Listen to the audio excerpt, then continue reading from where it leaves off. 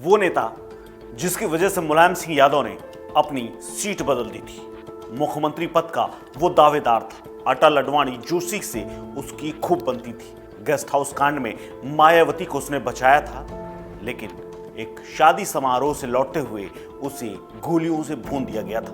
वो कोई और नहीं था बल्कि लखनऊ की भरी अदालत में गोलियों से भूना गया संजीव महेश्वरी उर्फ जीवा था, जिसने 10 फरवरी 1997 के दिन जब ब्रह्मदत्त द्विवेदी की हत्या बेरहमी से उसने की थी, उस वक्त वो एक तिलक समारोह से लौट रहे थे। ब्रह्मदत्त की हत्या के पीछे यूपी में मशहूर गेस्ट हाउस कांड को भी माना जाता है, क्योंकि उस वक्त उन्होंने मायावती को अपनी जान की बाजी लगाकर बचाया था।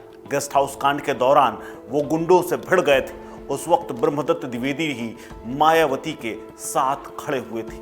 मायावती 3 जून 1995 को भाजपा के समर्थन से यूपी की मुख्यमंत्री बनी थी। मायावती ब्रह्मदत्त को अपना भाई माना करती थी।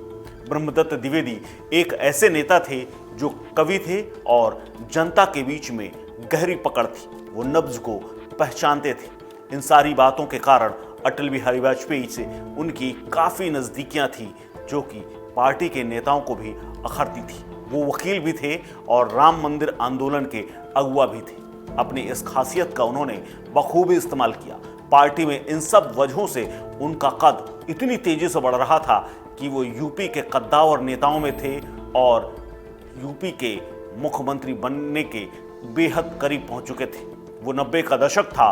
उस वक्त ब्रह्मदत्त द्विवेदी का कद इतना तेजी से बढ़ा कि बीजेपी के अंदर भी हलचल थी। वजह थी बीजेपी उनके आसपास के इलाकों में जीत दर्ज कर रही थी और धीरे धीरे उनका विस्तार हो रहा था। ब्रह्मदत्त द्विवेदी वो नेता थे जिनकी वजह से मुलायम सिंह यादव ने अपनी पारंपरिक सीट को बदल दिया था।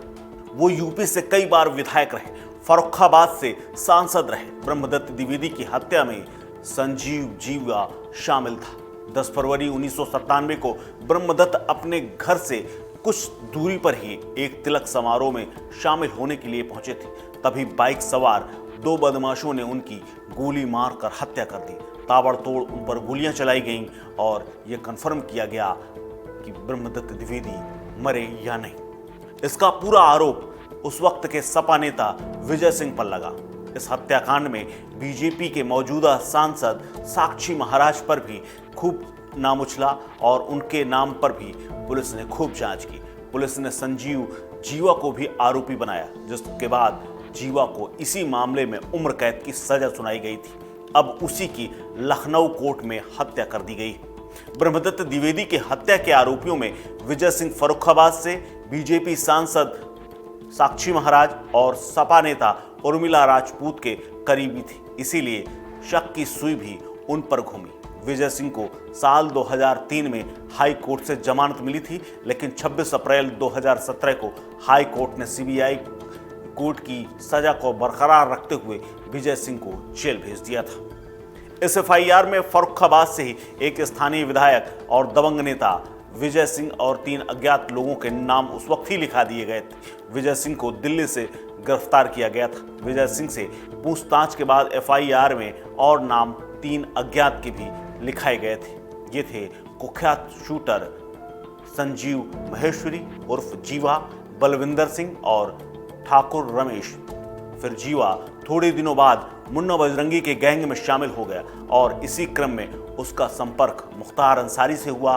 और कहते हैं कि मुख्तार को अत्याधुनिक हथियारों का शौक था, तो जीवा के पास हथियारों को जुटाने वाले तिकड़म और उसका पूरा नेटवर्क भी। इसी से उन्हें अंसारी का संरक्षण मिला और फिर संजीव जीवा का नाम कृष्णानंद राय हत्याकांड में भी आया था। हालांकि कुछ सालों बाद मुख्तार और जीवा को साल 2005 में हुए कृष्णानंद राय हत्याकांड मामले में कोर्ट से बरी कर दिया गया था। पुलिस रिकॉर्ड के अनुसार संजीव महेश्वरी उर्फ जीवा पर 22 से ज़्यादा मुकदमे थे और इनमें से वो 17 पर बरी हो चुका था, जबकि उसके गैंग में तकरीबन 35 से ज़्यादा सदस्य हैं। वहीं संजीव पर जेल से भी गैंग ऑपरेट करने के कई बार आरोप लगते रहे। आपको बता दें कि इस वक्त ब्रह्मदत्त द्विवेदी के बेटे सुनील दत्त द्विवेदी विधायक।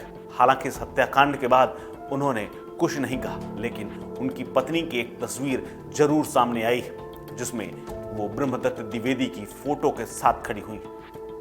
इस खबर में फिलहाल इतना ही। अपडेट्स के लिए बने रहिए वन इंडिया हिंदी के साथ। नमस्कार।